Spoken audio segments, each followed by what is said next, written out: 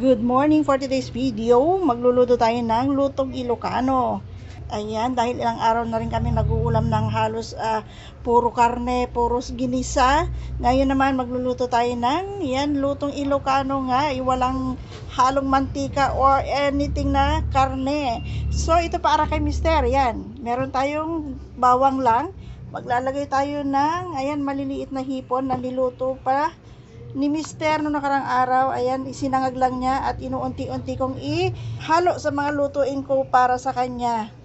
Ayan, yan. Maliliit na siya, maliliit na hipon. At syempre yung ating gulay dito, nakabili tayo ng alukon or yung imbabaon. At syempre meron tayo ditong, malunggay. At lalagyan natin siya ng kamote. Yan ang una natin gagawin. Ayan, nagpakulo na tayo ng tubig. At lalagyan ko na siya ng patis. Instead na bagoong patis yung aking ilalagay. Ayan. And next yung ating bawang. Ayan, pakuluan lang natin yan. At sunod natin yung ating maliliit na hipon.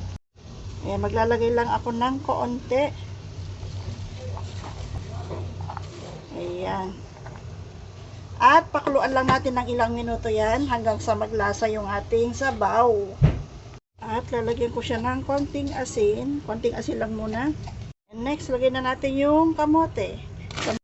And next, lagyan na natin itong ating alukon. Ayan, tsaka natin haluin at pakuluan ng ilang minuto. Ayan, sa mga kapwa ko Ilocano dyan, alam nyo itong luto na to. Ayan, haluin lang natin yan. Saglit lang ang luto nito. At takpan muna natin siya. And next, lagyan na natin yung huling ingredients, yung ating dahon ng malunggay. Ayan. And lubog lang natin yan, haluin. At konting kulo lang yan, ay pwede na natin yung hanguin. Ayan. Takpan lang muna natin saglit. At ito na yung ating nilutong dinengdeng. Ready na siyang iserve. Ayan. Samantalahin natin habang mainit pa. Ayan. That's it, everyone.